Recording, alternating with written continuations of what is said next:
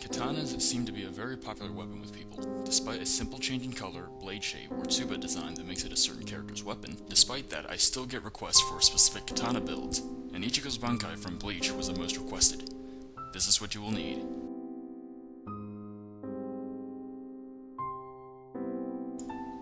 First we will begin by making the hardened paper needed to create the template. For katanas we can use 24-pound paper. I do not recommend using anything above 67 pounds as it would become too thick too fast.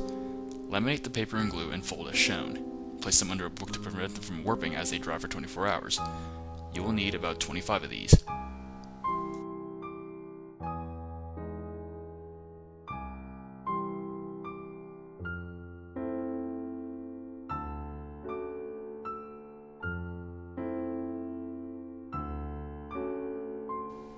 Once you have everything ready, start making the template. Work fast because once this template dries too much, we will have issues creating a curve later. The template is 5 layers thick and 4 sheets long, or about 44 inches. The template is glued in a way so that the cross-sectional view looks like that of a brick wall. The ends of the template you will finish using a half sheet of hardened paper. If you understand this building process, skip forward to 710.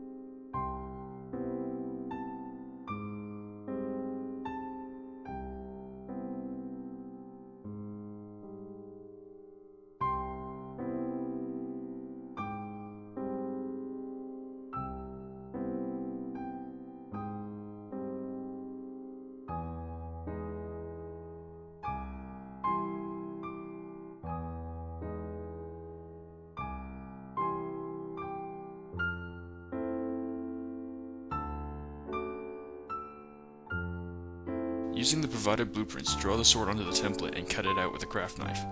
Work fast as this has to be cut out fairly wet. Now this is where things can get complicated for drawing the curve. The most logical method is to simply draw the curve onto the template. Or we can cut out a straight blade and curve it by controlling the drawing time. If you know what you're doing, jump forward to 11 minutes.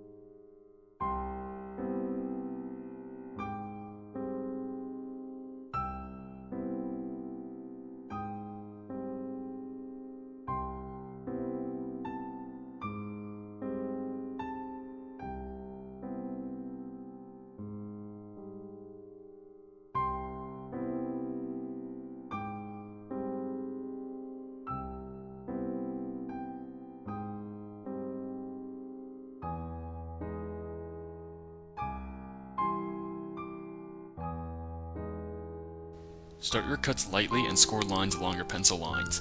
I recommend using a ruler for straight lines. Take it slow, you don't want to mess up the edges as it will be highly noticeable on the finished piece. If you know what you're doing, jump forward to 1930.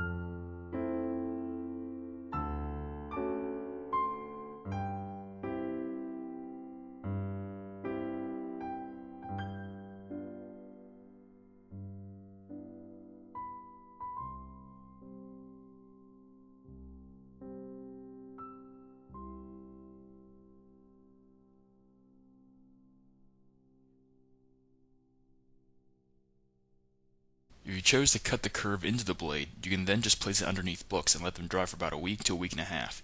You want to make sure that it's 100% dry or else it will curve in the wrong direction later on.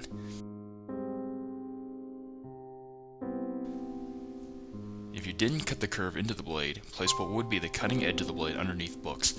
The idea is to have the spine of the blade dry faster than the blade and have it contract, therefore creating the curve. I have tools for this, but you can do this without them. A disclaimer though, this method only works about 20% of the time. The only reason you would do this is because this is your first katana, or you can't draw nice curves. With that being said, save the scraps from the template, as for some unknown reason it wants to curve towards the void where that katana blade once was. You can then save this and use it as a curve template for future blades. While the blade is drying, start working on the hardened paper for the tsuba or handguard. The tsuba on this sword is fairly large, so I opted to use 4 layers of 110 pound cardstock, as thickness is more important than layer count here. Or you can use 5 to 6 layers of 24 pound paper. Fold them as shown, then glue them all together back to back and let them dry for 3 to 4 days under books. You can jump ahead to 2130 if you understand this process.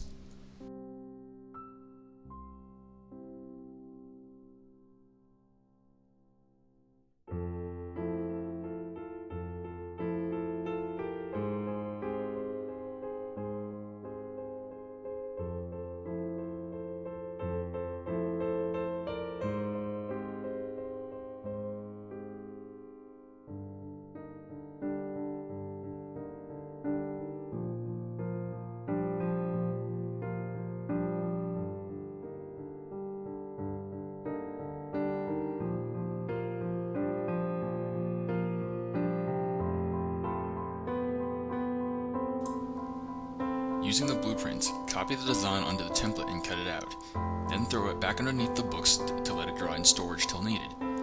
Keep in mind that the hole in the middle has to be cut to fit, so do not cut it out until you have the finished sword or know what the final measurements are. After the blade is finished drying, start laying out the support structure so that you can start building up an idea of how much material you'll need and where to put them. This is how I do mine. Notice how the supports start to form the staircase towards the tip. This is to taper the overall thickness of the blade to a point. The popsicle sticks at the very tip will be cut in half longitudinally, while the half sticks at the handle is used as a spacer to maintain the brick wall style layering. Hot glue them into place when ready. Skip to 2630 if you understand this process.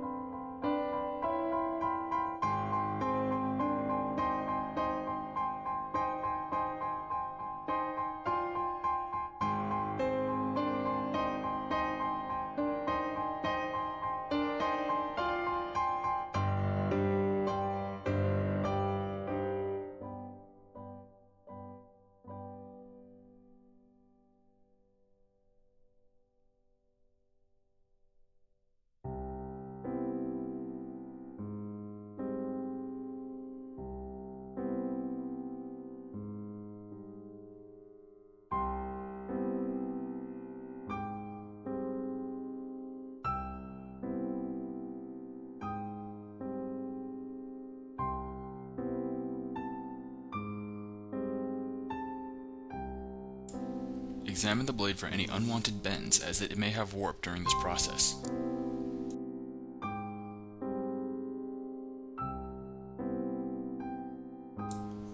Start cutting strips of paper and spread glue on them. This is how I decided to start covering the supports on this sword, reason being because of the curved shape of the spines toward the tip. Almost all katanas are covered in this way because of the curved blade. You want to be careful as not to create any wrinkles, as those are almost impossible to hide once this is dried. I apply 3 layers to this.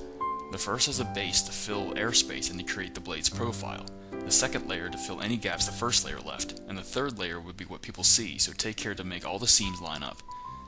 Sometimes you may even have to add a 4th layer. Here's a little trick I use when I want to paper around a curve.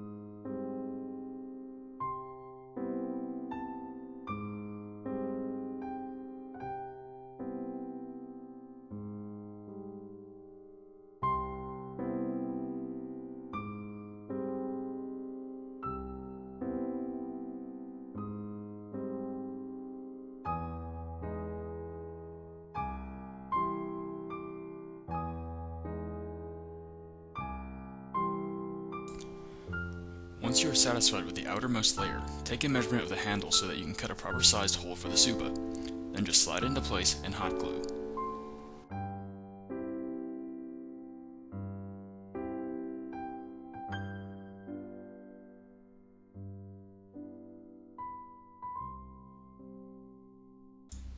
Katanas are not my favorite type of sword to build, as it is more wood by weight than paper, and the blade isn't too wide for me to put anything decorative on it.